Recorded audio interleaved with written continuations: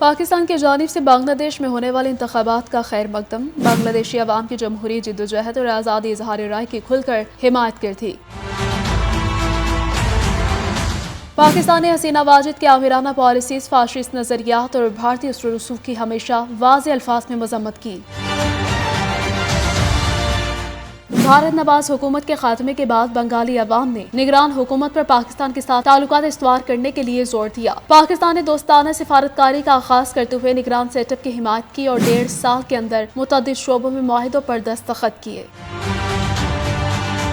پاکستان کی کوششوں سے دونوں ممالک کے درمیان طویل عرصے بعد تجارتی راستے کھل گئے۔ جنوری 2026 میں براہ راست فضائی رابطے دوبارہ بحال ہو گئے۔ بنگلہ دیش کی قومی فضائی کمپنی بیمان ایئر لائن نے ڈھاکہ سے کراچی تک براہ راست پرواز شروع کی۔